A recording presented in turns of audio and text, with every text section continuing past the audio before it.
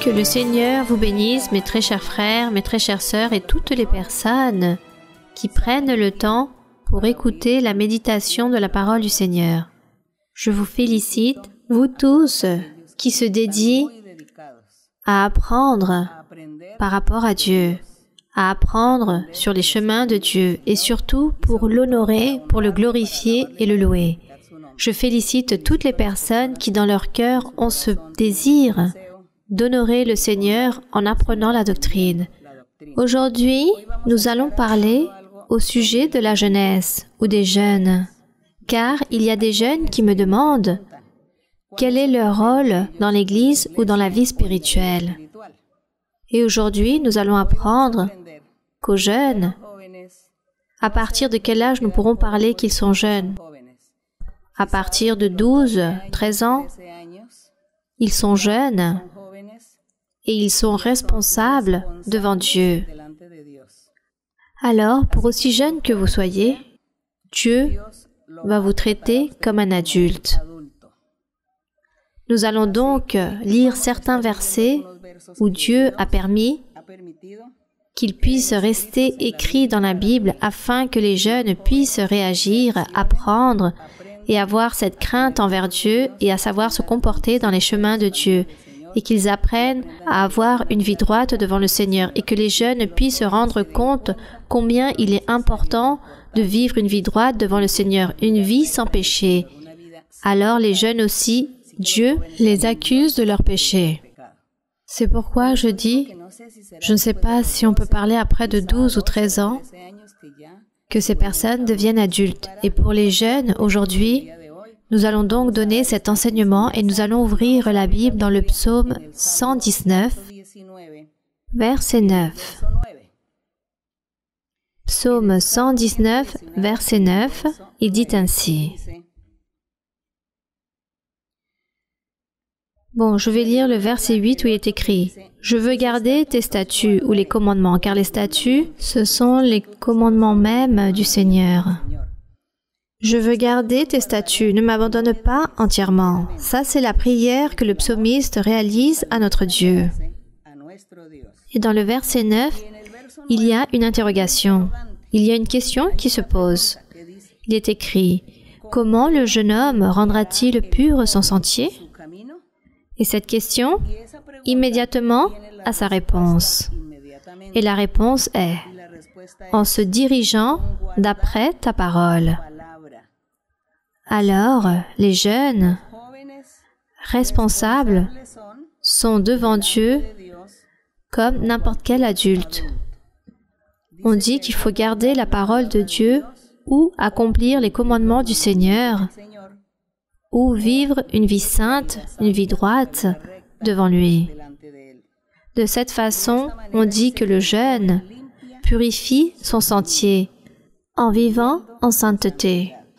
Maintenant, dans ce verset, nous commençons à apprendre que Dieu exige aux jeunes ou à cette jeune les mêmes règles qu'on peut exiger à un adulte. Nous allons maintenant continuer avec le livre de Lamentations. Nous allons donc dans Lamentations, livre qui se trouve après Ésaïe, Jérémie et ensuite Lamentations. Les Lamentations de Jérémie. Dans le chapitre 3, verset 27, il dit ainsi.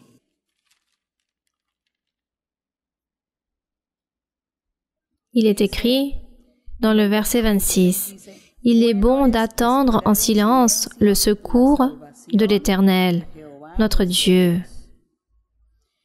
Verset 27, « Il est bon pour l'homme. » Il est écrit, « Il est bon pour l'homme de porter le joug dans sa jeunesse. » Combien est important ce verset. Regardez ce que Dieu exige. Que l'homme doit porter le joug ou la responsabilité depuis sa jeunesse. Cela est très important. Que les jeunes connaissent Dieu. Que les jeunes apprennent du Seigneur et que les jeunes sachent mener leur vie avec droiture comme Dieu le veut, qu'ils vivent leur jeunesse et ensuite vivre leur responsabilité et qu'un jour ils se présentent devant Dieu chargés aussi de fruits du travail qu'ils ont réalisé dans la vie. Car il dit, dans la jeunesse, Dieu exige aux êtres qu'ils se préparent et réalisent de bonnes œuvres, qu'ils présentent de bons fruits devant Dieu depuis la jeunesse. Donc les jeunes ne vont pas être une exception, car Dieu sera en train de châtier à l'adulte et aux jeunes de la même façon, ou il sera en train de les récompenser les deux de la même façon, selon leur œuvre. Alors, continuons maintenant avec Luc. Nous allons au livre de Luc. Aujourd'hui, je ne vous ai pas informé qu'il fallait lire certains versets de la Bible. Nous lisons toujours un paragraphe qui se suit, mais aujourd'hui, à la demande de plusieurs jeunes qui me demandent de parler de la jeunesse, nous devons lire certains versets. Donc, Luc 18. Allons au chapitre 18 de Luc, du verset 18 au 24, où le Seigneur Jésus est là, en train d'évangéliser. Le Seigneur Jésus parle du royaume des cieux. Lui, il raconte une parabole sur un homme riche. Donc le Seigneur commence à parler de ce jeune. Il dit, un chef interrogea Jésus et dit, « Bon maître, que dois-je faire pour hériter la vie éternelle? Voici ce que demande l'homme. » Il dit cela au Seigneur, « Que dois-je faire pour hériter la vie éternelle ?» Jésus lui répondit, « Pourquoi m'appelles-tu bon? Il n'y a de bon que Dieu seul. » Là, il était en train de lui donner un enseignement qu'il fallait élever le nom de Dieu. C'est le seul qui est parfait. Mais le Seigneur, dans le verset 20, lui donne la réponse. Il lui dit, « Tu connais les commandements. Tu ne tueras point, tu ne déroberas point, tu ne diras point de faux témoignages. Honore ton père et ta mère. Tu ne commettras point d'adultère, tu ne commettras point d'impudicité, tu ne tromperas pas les personnes, tu ne mentiras point, tu ne commettras pas d'égarement, tu ne feras pas des choses malhonnêtes, tu ne seras pas avare, ni non plus envieux, ambitieux, cupide. Tout cela, je l'ajoute, car tout cela, ce sont des péchés. Et tous ces péchés se détachent des commandements. Ce sont des décrets. Alors le Seigneur Jésus était en train de parler à ce jeune qu'il devait accomplir et connaître ces commandements de Dieu.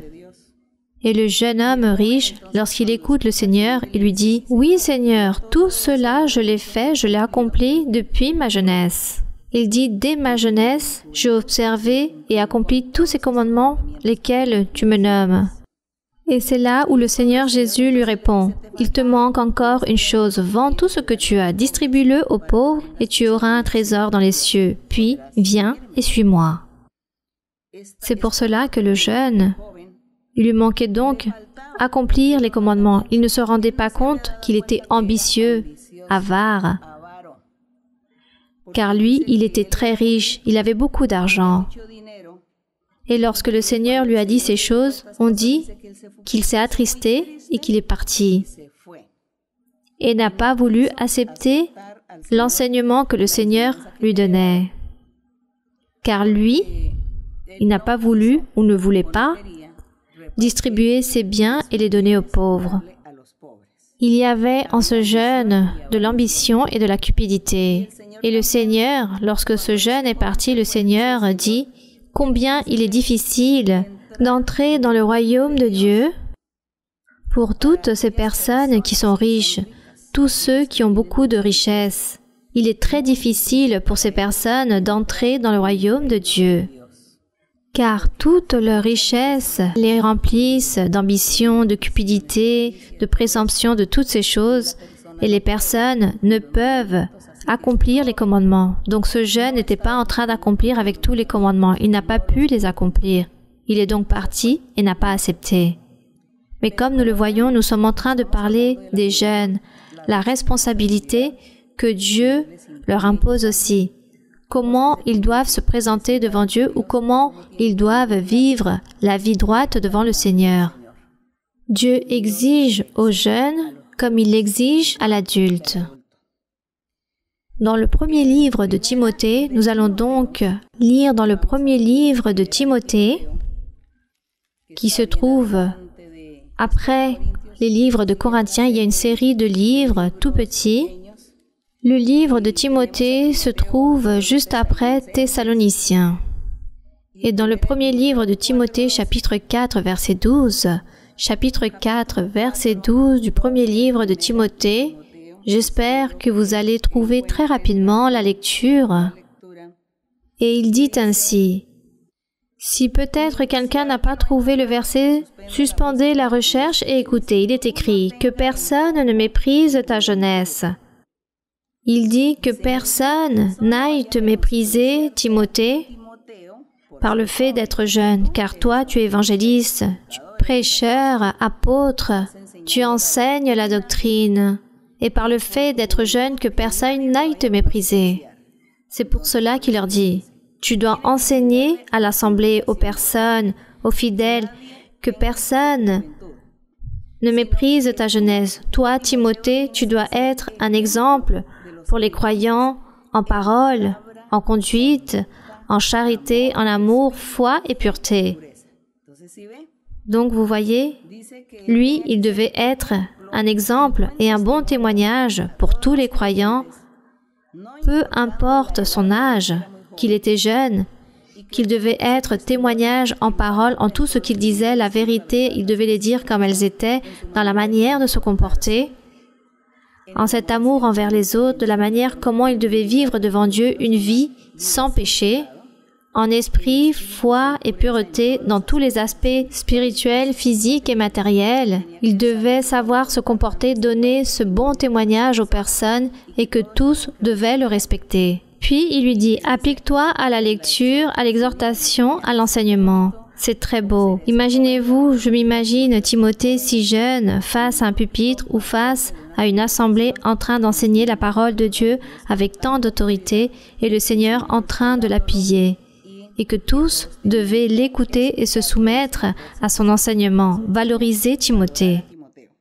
Alors, vous tous les jeunes, vous voyez que Dieu donne des merveilleux dons et beaucoup de travail spirituel très important il donne aux jeunes. C'est vraiment très merveilleux de voir les jeunes au service de Dieu. Continuons avec le deuxième livre de Timothée. Tournons donc les pages suivantes pour trouver le deuxième livre de Timothée, chapitre 2, verset 22. Donc, deuxième livre de Timothée. L'apôtre Paul continue à parler à Timothée.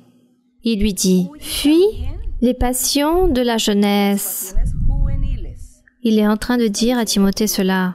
« Fuis les passions de la jeunesse et recherche la justice, la foi, la charité, la paix avec ceux qui invoquent le Seigneur d'un cœur pur.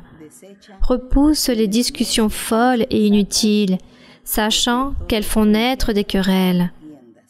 Or, il ne faut pas qu'un serviteur du Seigneur ait des querelles, il doit au contraire avoir de la condescendance pour tous, être propre à enseigner, doué de patience. C'est-à-dire, il donne donc une série de conseils et d'orientation à Timothée que lui, il devait accomplir et garder toutes ses bases, ses caractéristiques et vertus, qualités spirituelles, pour que lui, il travaille dans l'Église du Seigneur et être face à cette assemblée, et que tous devaient l'écouter, afin que Timothée soit une lumière face à toutes ces personnes.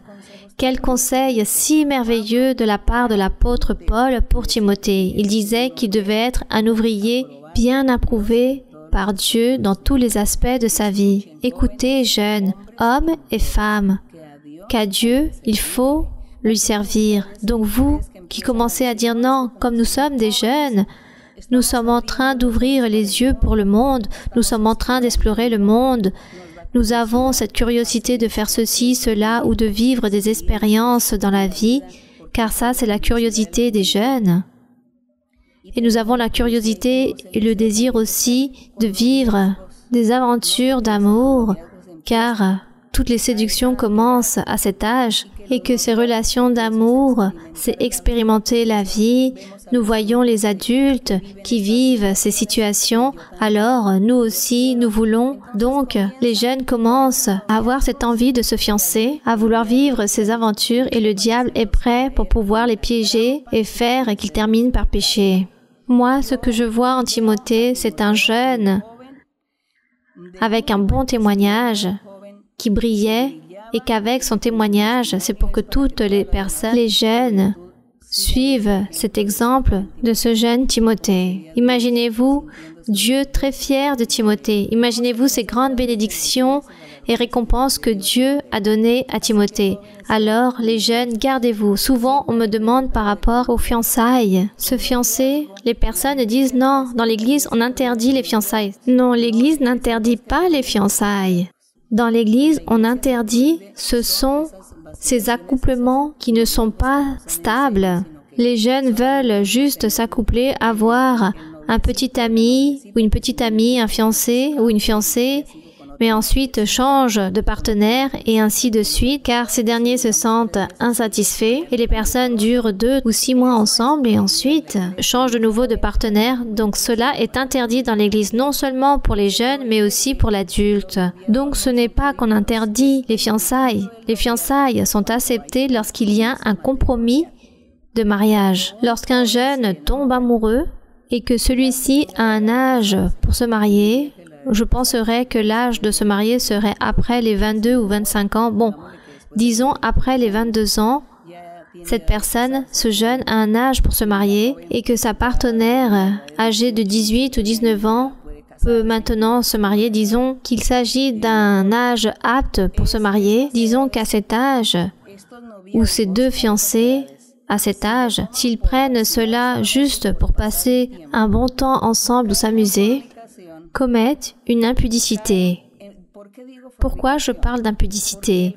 Car le jeune ne prend pas au sérieux la relation avec sa partenaire ou vice-versa, il s'agit juste d'un passe-temps, et comme il s'agit d'un passe-temps, alors leur relation, dans leur intimité, est aussi un passe-temps.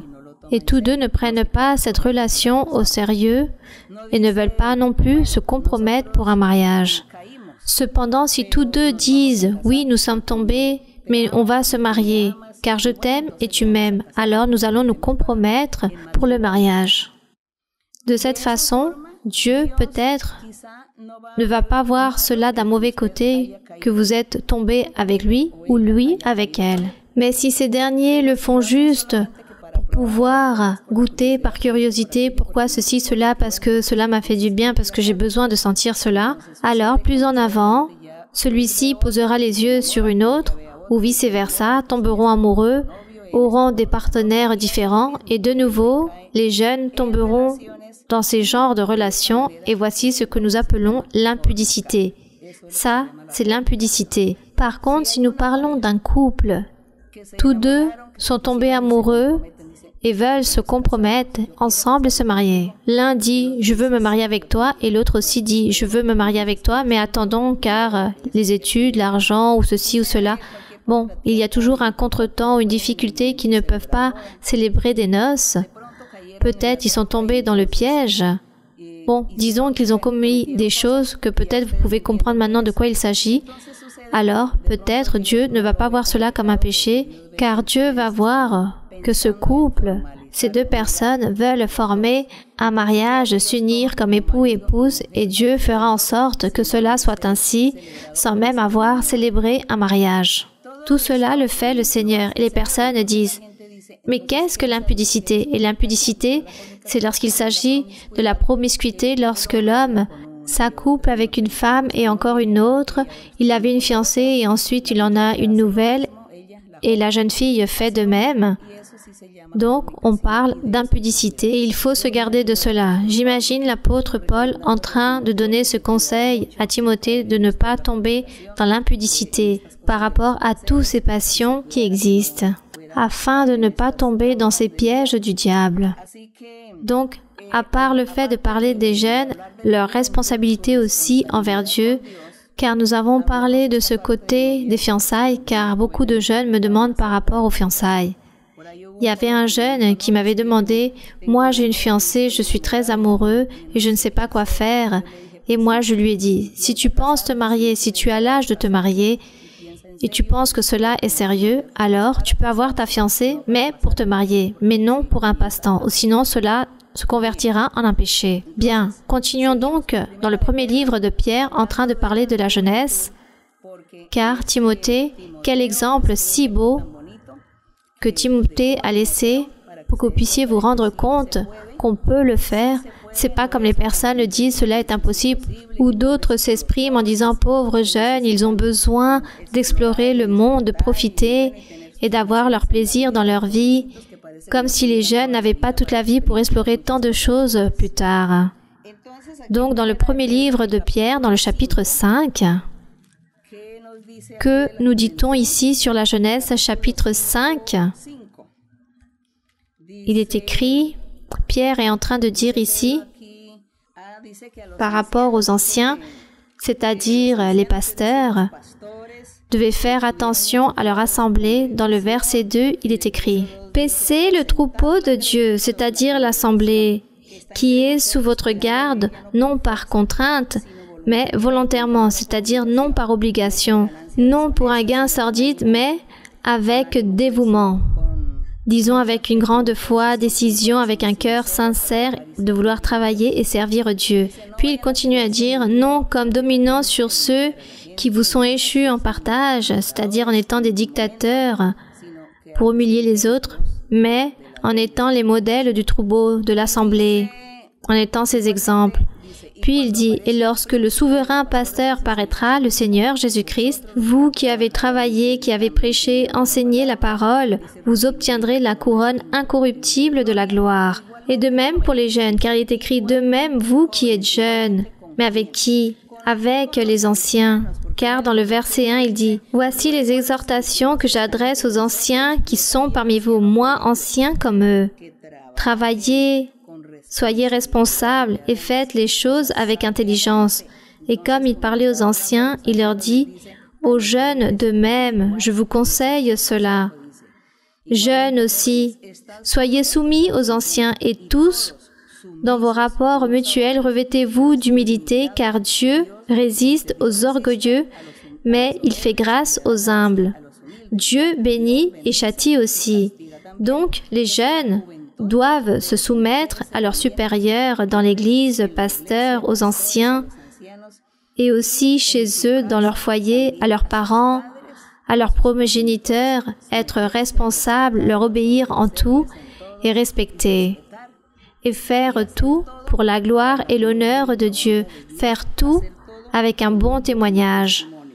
Maintenant, continuons dans le livre d'Ecclésiaste. Allons donc à l'Ancien Testament, dans Ecclésiaste, qui se trouve après les psaumes, Proverbes, et ensuite il y a Ecclésiaste, où il parle par rapport aussi aux jeunes. Ici, dans Ecclésiaste, chapitre 12, Ecclésiaste 12, Ecclésiaste 12,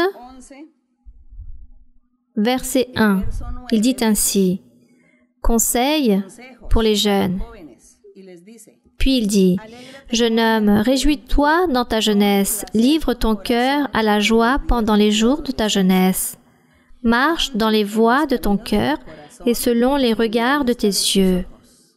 Mais, sache, fais attention, suite à toute chose que tu fasses, Dieu t'appellera en jugement. » Alors, il est en train de permettre que son cœur puisse profiter, qu'il prenne plaisir son cœur, qu'il marche dans les voies de son cœur, de ce que voient ses yeux, de tout ce qu'il veut explorer, connaître, vivre, faire tant de choses, mais que ce jeune se garde de ce qu'il va faire, car non tout est permis.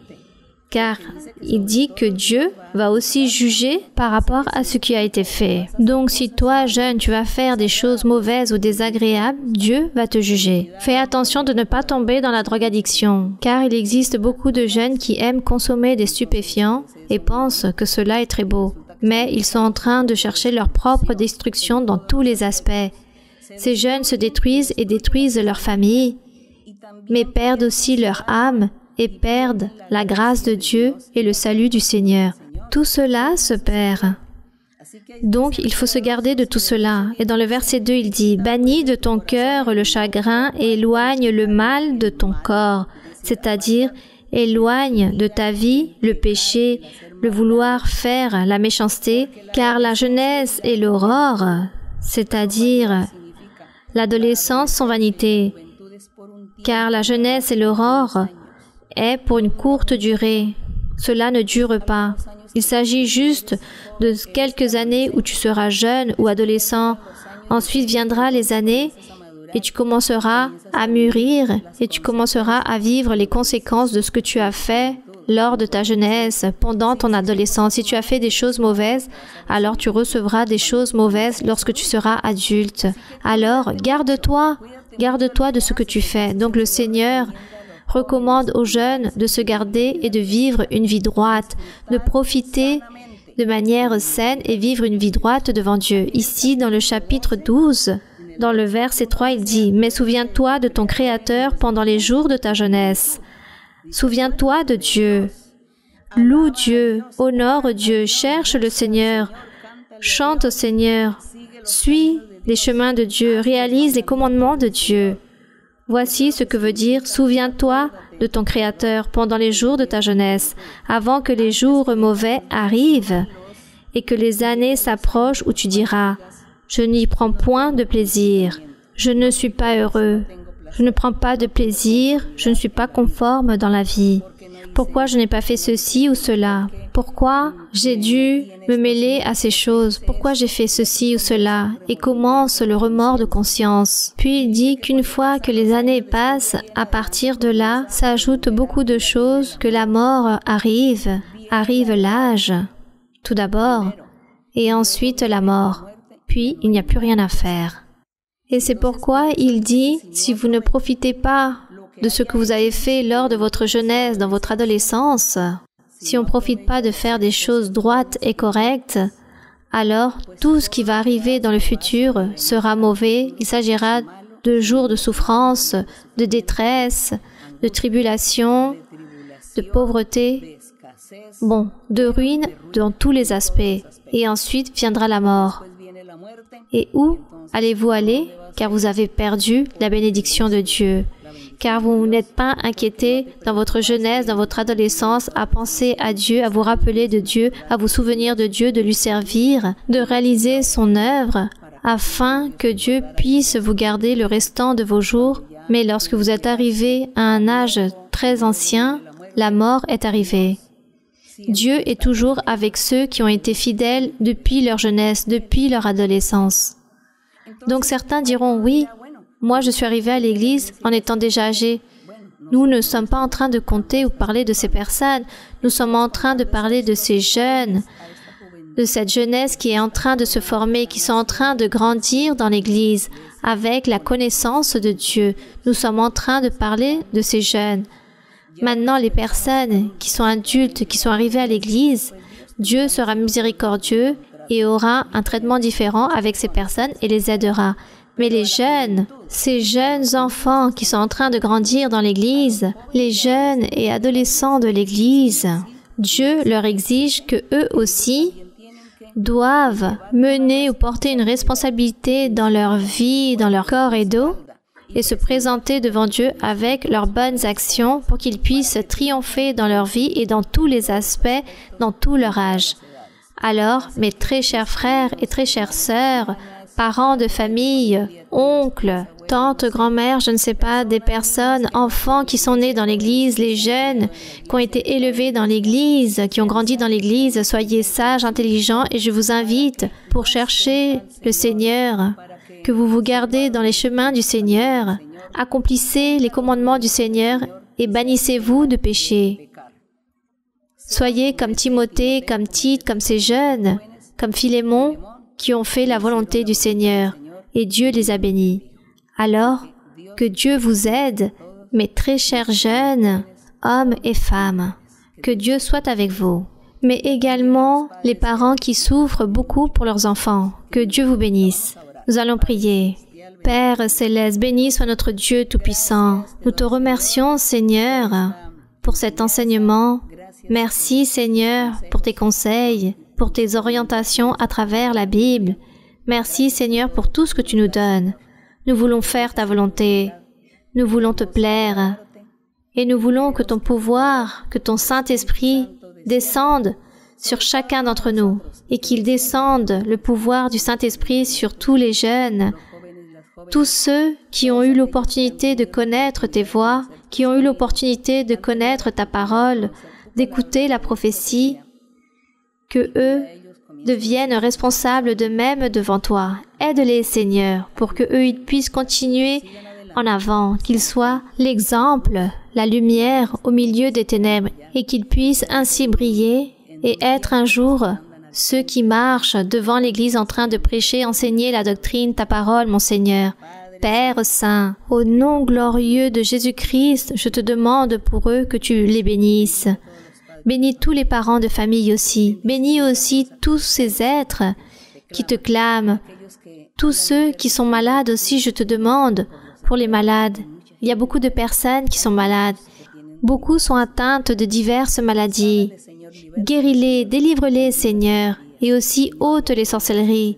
Seigneur, réprimande ces démons, ces mauvais esprits, toutes ces sorcelleries, malédictions du diable.